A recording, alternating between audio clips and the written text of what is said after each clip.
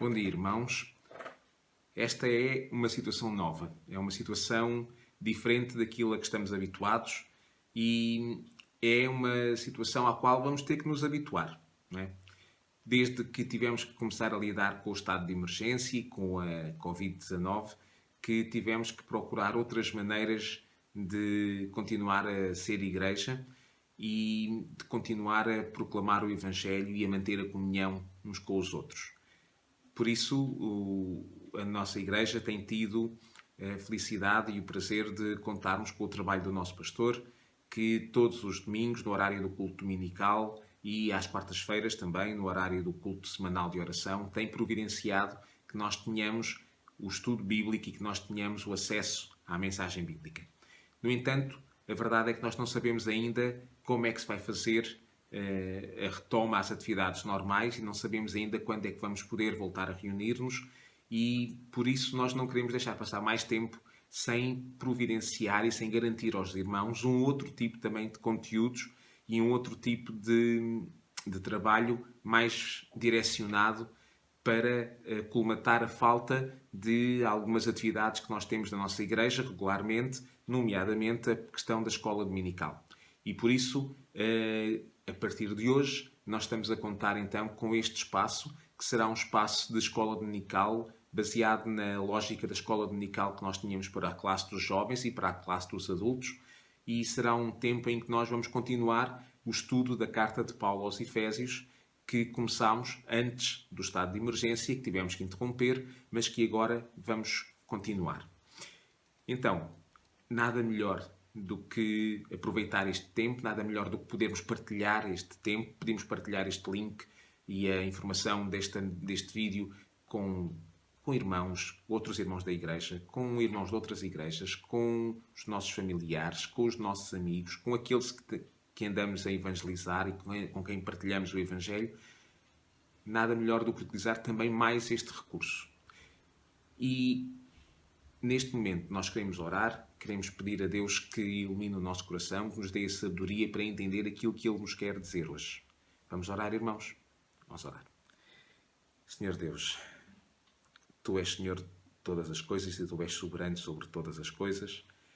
Nós sabemos que os Teus desígnios e os Teus caminhos são insondáveis para nós e sabemos, ó Deus, que Tu estás no controle de todas as coisas. Sabemos que tudo está a seguir o Teu plano e que Tu tens providenciado para que nada nos falte.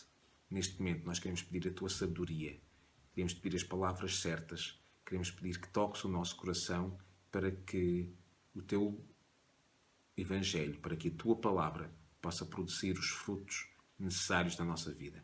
Em nome do Teu Filho Jesus te agradecemos tudo. Amém. Então, irmãos, se bem se lembram, quando terminámos, quando tivemos que interromper o estudo da carta de Paulo aos Efésios, nós estávamos a falar, ficámos a meio do capítulo 4. No início do capítulo 4.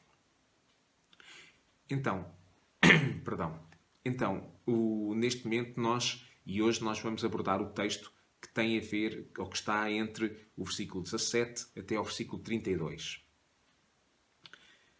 E eu gostava de começar por lembrar aos irmãos uma coisa que, para nós portugueses, é uma coisa que nos é ensinada na escola, um episódio da nossa história de Portugal, como sendo uma coisa gloriosa, a famosa e a chamada epopeia dos descobrimentos. O que é isto, a epopeia dos descobrimentos? É a maneira como nos é ensinado e contado todo o esforço e todo o trabalho que os navegadores portugueses e a nação de Portugal levou e concluiu, não é? Descobrindo novos territórios e trazendo para o conhecimento novos territórios e novos povos e rotas comerciais e descobrindo territórios como o Brasil, como Angola, como Moçambique, territórios que eram desconhecidos para os europeus.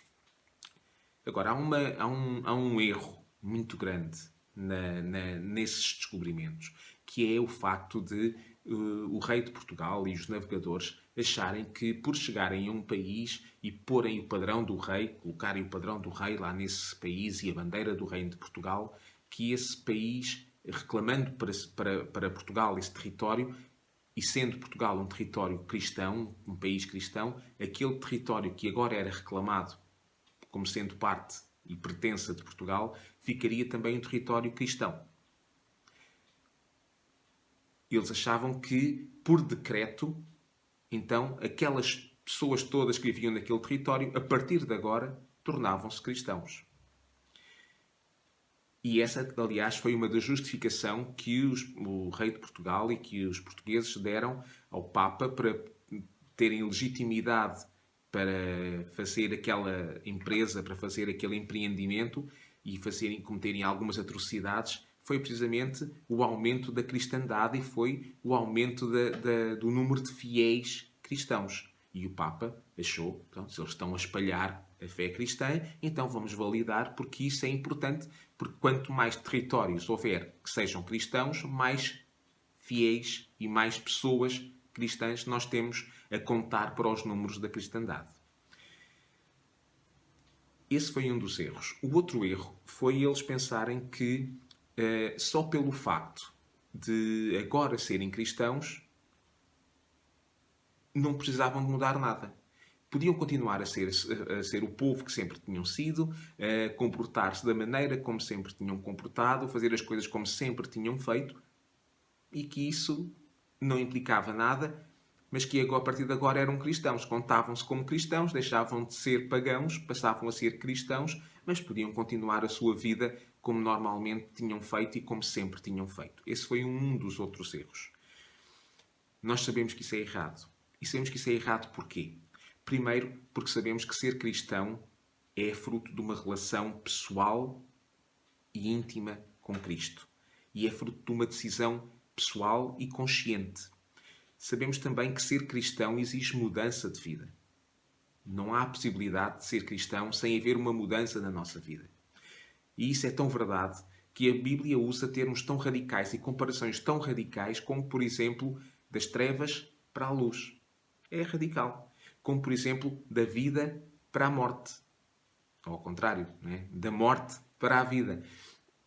Isto é extremamente radical. São opostos. Isto quer dizer o quê? Quer dizer que quando Cristo entra na nossa vida, quando Cristo faz a diferença na nossa vida, nada mais pode ser igual. Se Ele faz a diferença, nada pode ser igual. Os irmãos lembram-se quando Jesus ressuscitou Lázaro? Quando nós temos o relato bíblico, quando nós lemos o relato bíblico da ressurreição de Lázaro, nós lembramos que Jesus disse àquelas pessoas que o rodeavam para o desatarem e o deixarem ir. Porquê que ele disse para o desatarem? Porque ele estava envolto em faixas, daquelas faixas que eram usadas de tecido, que eram usadas para preservar o corpo, não é? E para o corpo, quando fosse decompondo, não se desmembrasse. Muito ao estilo daquilo que nós conhecemos das múmias, não é? E isso dizia respeito, e quando Lázaro ressuscitou, ele estava envolto nessas faixas, e isso dizia respeito à sua velha vida. Isso tinha a ver com aquilo que tinha acontecido antes de Jesus fazer aquele milagre, fazer aquela diferença. E o que Jesus estava a dizer é: nada daquilo que diz respeito à vida antiga pode continuar na vida nova. O que dizia respeito à vida antiga fica na vida antiga, a vida nova é diferente. A vida nova é completamente diferente. Quer dizer o quê? Quer dizer que na nossa vida como cristãos há um antes e um depois. Tal como na história universal. Nós contamos os anos como? Os anos AC, antes de Cristo, e os anos DC, depois de Cristo. Não é? Há uma vida antes e uma vida depois. Uma história antes e uma história depois. Não é por nós nascermos num país cristão que nos tornamos cristãos. Não é por nós nascermos num lar cristão que nos tornamos cristãos. Não é por nascermos num hospital que nos tornamos médicos ou enfermeiros. Não é por nascermos num sítio. Se eu nascesse numa oficina, não me tornava um carro. Se eu nascesse numa biblioteca, não me tornava um livro. O facto de sermos cristãos é uma decisão pessoal.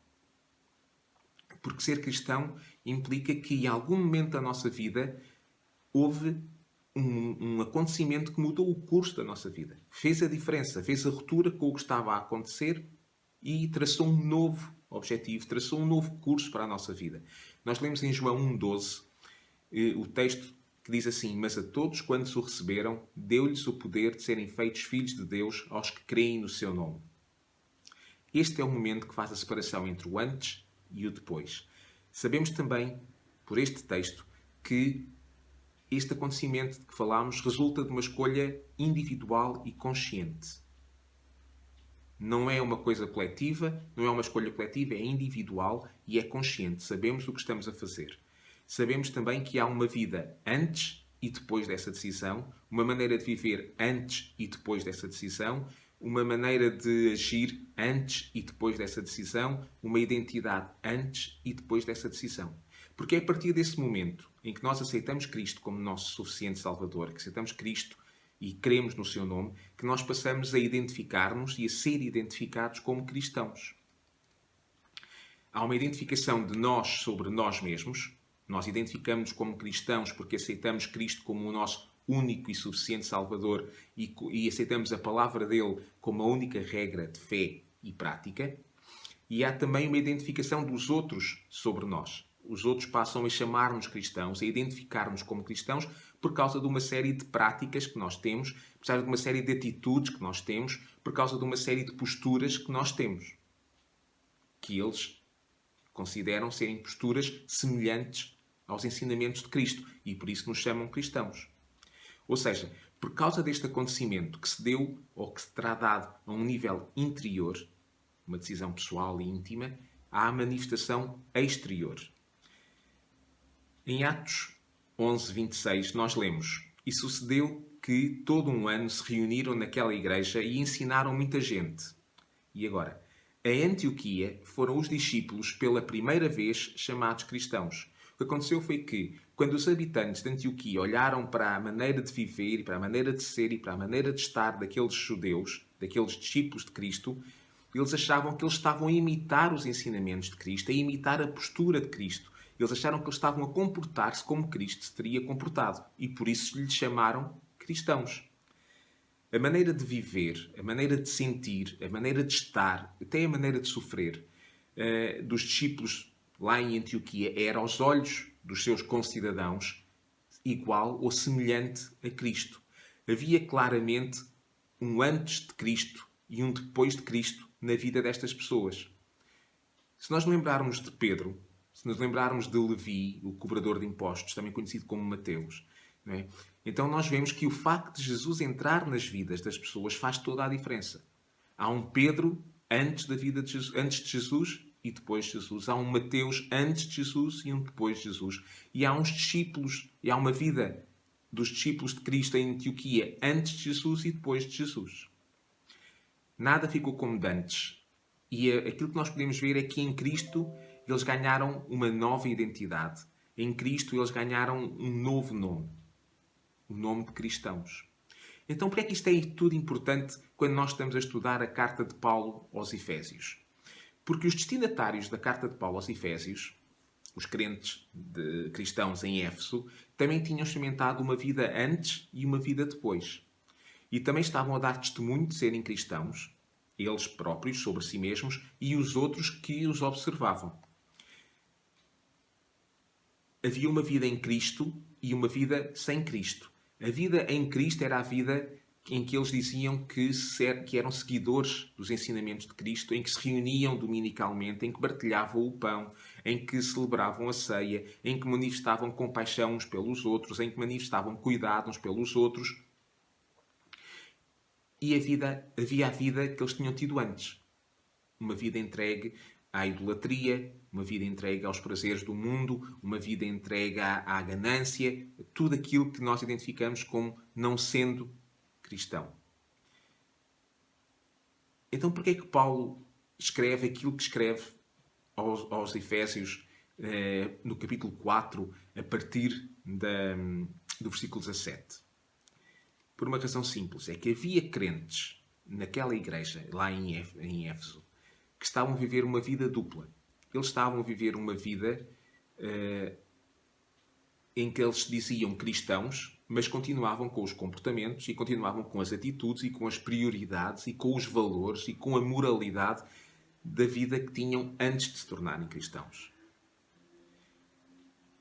Eles assumiam-se como seguidores de Cristo, como seguidores dos ensinamentos de Cristo, como praticantes dos ensinamentos de Cristo, mas na verdade eles diziam isso, mas faziam uma coisa diferente. Vamos olhar com atenção então para Efésios 4, desde o capítulo 17, desde o versículo 17 até ao versículo 32. Efésios 4, 17 até 32. Eu vou ler aos irmãos aqui o que diz o texto e vou utilizar a nova versão, a nova tradução na linguagem de hoje. É uma maneira mais prática de nós vermos este texto nas palavras que nós próprios diríamos, que nós próprios utilizaríamos. Então diz assim o texto.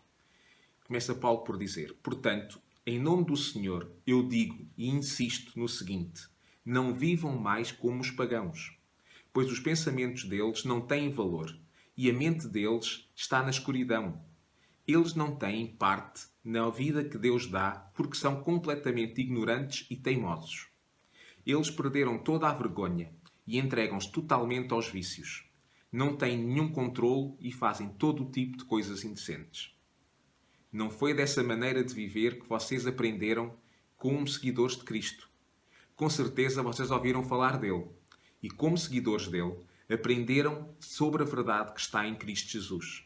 Portanto, abandonem a vossa velha natureza, que fazia com que vocês vivessem uma vida de pecados e uma vida que estava a ser destruída pelos vossos desejos enganosos.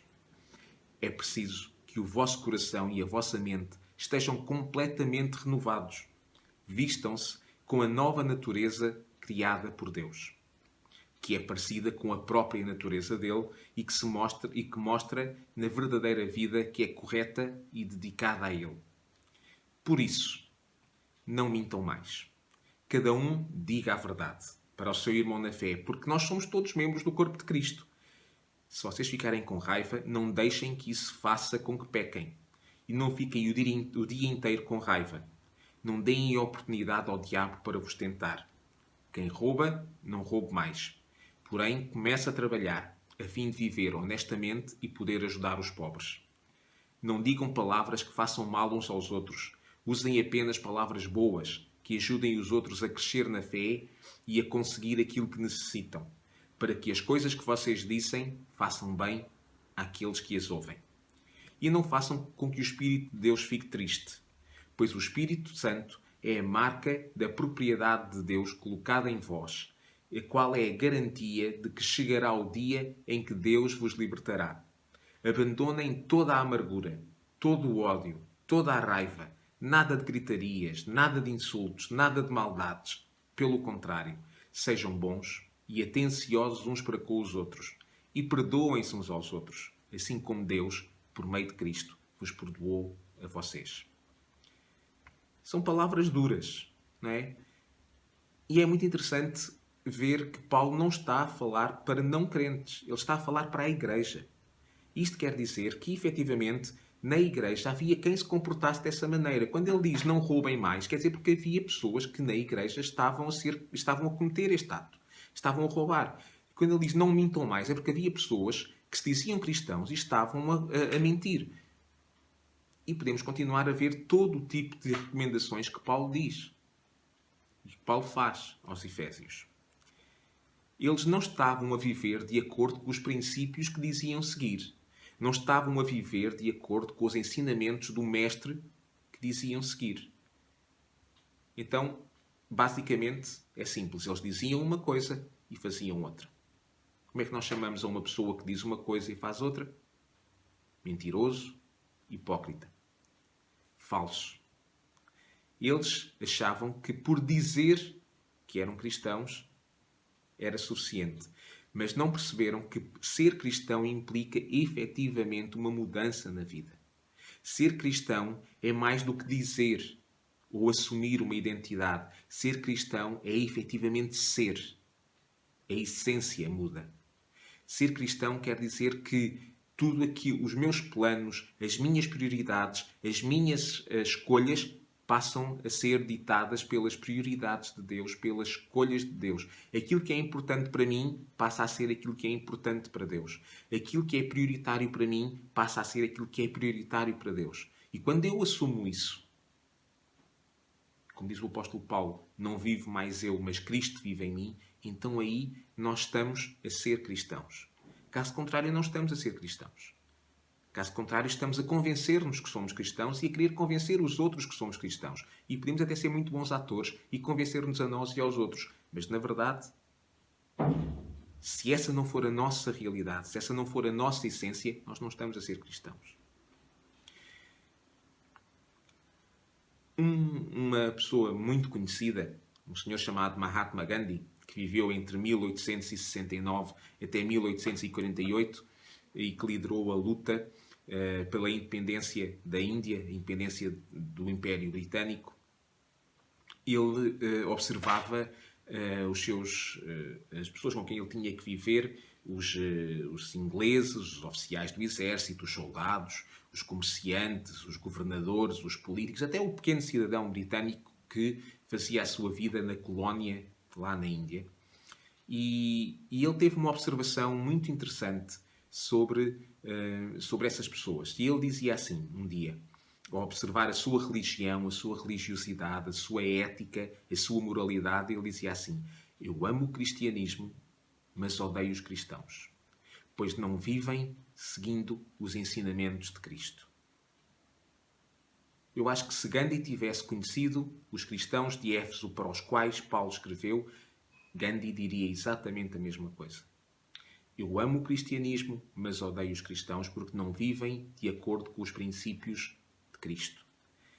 E a pergunta que eu queria fazer hoje é: se Paulo, se Gandhi observasse a Igreja Batista das Caldas da Rainha, o que é que ele ia dizer?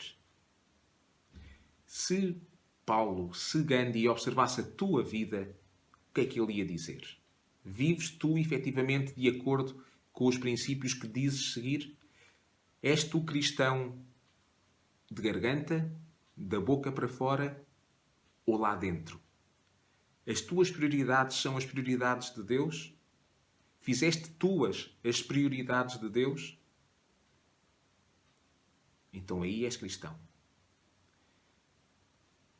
Será que Paulo tinha que te dizer, ou tinha que me dizer, se ele me conhecesse, como dizia aos Efésios, não vivas mais como os descrentes? Será que ele tinha que te dizer, não foi isso que tu aprendeste de Cristo? Será que ele tinha que te dizer, é preciso que a tua mente e o teu coração sejam totalmente renovados?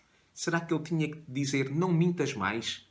Será que ele tinha que te dizer, não roubes mais? Será que ele tinha que te dizer, não fales dessa maneira que magoa aos outros? Será que ele tinha que dizer, não continues amargurado, a sentir ódio e raiva?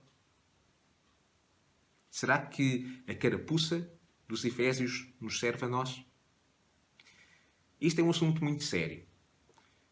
Ao mantermos atitudes, sentimentos, pensamentos, prioridades, moralidades daqueles que não seguem os ensinamentos de Cristo, nós estamos a ser iguais a eles. Estamos a copiar a sua prática, estamos a copiar o seu exemplo. E será que é isso que nós, como cristãos, somos chamados? Será que é isso que nós somos chamados? Ser igual aos que não são cristãos? Em 1 de Pedro, na primeira epístola do apóstolo Pedro, versículo 16 do capítulo 1, portanto, 1 de Pedro 1,16, o apóstolo Pedro escreveu: pois a Escritura diz, sejam santos porque eu sou santo. O objetivo dos cristãos não é copiar a vida dos outros à sua volta. O objetivo dos cristãos é ser santo, como é santo o nosso Deus. O nosso padrão não é o padrão do mundo e do príncipe deste mundo. O nosso padrão é o padrão de Deus. O nosso padrão enquanto cristãos é a santidade de Deus. E Paulo diz em 1 Coríntios 11:1, sede meus imitadores como eu sou também de Cristo. Se nós vamos imitar alguém, vamos imitar a Cristo. Se nós vamos copiar o comportamento de alguém, é o comportamento de Cristo. Se vamos copiar a postura de alguém, é a postura de Cristo. Se vamos copiar os sentimentos de alguém, é os sentimentos de Cristo. Se vamos copiar a moralidade, as prioridades de alguém, copiemos de Cristo. Por isso, irmãos, neste início de semana, nós vamos ter em mente a nossa nova natureza, resultante de Cristo ter entrado nas nossas vidas e ter tornado tudo diferente. A vida antiga já não faz sentido. O que faz sentido é uma vida consagrada, uma vida separada, uma vida santa e que glorifique ao nosso Deus. E por isso, hoje, domingo, nós pedimos a Deus que possa dar-nos a sabedoria para pôr em prática aquilo que aprendemos hoje durante o resto da semana. Por isso, vamos neste momento pedir sabedoria a Deus. Vamos orar pedindo a Deus que nos dê a sabedoria para que estas palavras do apóstolo Paulo possam ficar no nosso coração e para que possam produzir o fruto esperado. Quando Deus inspirou o apóstolo Paulo a escrever estas palavras, ele queria que elas produzissem um fruto no coração e nas mentes e nas vidas das pessoas que estavam a ler aquelas palavras. Esse é o objetivo, nós termos este texto connosco. Não é para podermos dizer mal dos Efésios e dizer eles eram tão maus, nós somos tão bons. Não, é para nós podermos aprender com os erros deles. E para que a exortação que foi feita a eles produza em nós o mesmo objetivo e o mesmo fruto que se esperava que produzisse na vida deles. Vamos orar? Senhor Deus, Tu sabes que muitas vezes nós dizemos coisas que não conseguimos cumprir, tomamos decisões que não conseguimos cumprir e resoluções que nunca chegamos a concretizar. Neste momento nós queremos te pedir a sabedoria e a força para cumprir a 100% aquilo que Tu tens preparado para nós e cumprir a 100% aquilo que nós dizemos ser. Nós reconhecemos-te como Senhor das nossas vidas, como Pai, reconhecemos-te como nosso suficiente e único Salvador e por isso nós queremos ser chamados cristãos e queremos assumir a nossa identidade de Teus filhos. E queremos assumir essa identidade não apenas da boca para fora, mas também por dentro, ó Deus. Transforma-nos verdadeiramente, que os nossos sentimentos, que as nossas prioridades, que a nossa moralidade, que aquilo que nós fazemos quando ninguém está a ver, que aquilo que nós sentimos e que nunca mostramos a ninguém, sejam efetivamente moldados por Ti e sejam efetivamente cópia daquilo que Tu fizeste. Que Tu sejas verdadeiramente o nosso exemplo e que nós, durante esta semana, possamos ser verdadeiramente cristãos, como diziam os habitantes de Antioquia, que nós sejamos seguidores e imitadores de Cristo e que os outros à nossa volta possam ver isso também. Em nome do Teu Filho Jesus, Te agradecemos e pedimos esta sabedoria e esta força. Amém. Irmãos, foi um prazer poder partilhar convosco esta mensagem, foi um prazer poder estar desta maneira nova convosco. Há muita coisa ainda para melhorar, muita coisa para fazer diferente, mas de certeza que Deus vai tocar o nosso coração e Deus vai usar-nos para a glória do Seu nome quando nós estivermos dispostos a poder ser usados por Ele. Deus vos abençoe. Amém.